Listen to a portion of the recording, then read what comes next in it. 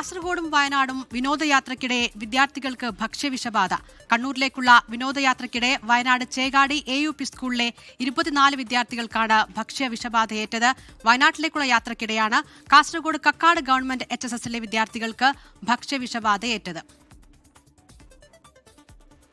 ഒരു ദിവസത്തെ വിനോദയാത്രയ്ക്കായാണ് Chekadi government AUP സ്കൂളിലെ LP വിഭാഗം വിദ്യാർത്ഥികൾ കണ്ണൂരിലേക്ക് പോയത്. പ്രഭാത ഭക്ഷണവും ഉച്ചഭക്ഷണവും സ്കൂളിൽ നിന്ന് തയ്യാറാക്കി കൊണ്ടുപോയി. തിരികെ വരുന്ന വഴി ഹോട്ടലിൽ നിന്നും ഇവർ ഭക്ഷണം കഴിച്ചിരുന്നു. 24 വിദ്യാർത്ഥികൾ ഉൾപ്പെടെ 32 പേർക്കാണ് ഭക്ഷ്യവിഷബാധ. ഇവരെ മാനന്തവാടി മെഡിക്കൽ കോളേജ് ആശുപത്രിയിൽ പ്രവേശിപ്പിച്ചു. എവിടെ നിന്നാണ് ഭക്ഷ്യവിഷബാധ ഉണ്ടായതെന്നുള്ള പരിശോധന തുടരുകയാണ്. എല്ലാവരുടെയും ആരോഗ്യനില തൃപ്തികരമാണെന്നാണ് ആശുപത്രി അധികൃതർ നൽകുന്ന വിവരം. Kasaragod Kakkat government higher secondary സ്കൂളിലെ വിദ്യാർത്ഥികൾക്കും ഭക്ഷ്യവിഷബാധയേറ്റു. 40 വിദ്യാർത്ഥികൾക്കും 4 അധ്യാപകർക്കുമാണ് ഭക്ഷ്യവിഷബാധ. സ്കൂളിൽ നിന്ന് വയനാട്ടിലേക്ക് വിനോദയാത്ര പോയ സംഘത്തിലുള്ളവരാണ് കുട്ടികളും അധ്യാപകരും. ഇവരും ആശുപത്രിയിൽ ചികിത്സ തേടിയിട്ടുണ്ട്. 24 വയനാട്.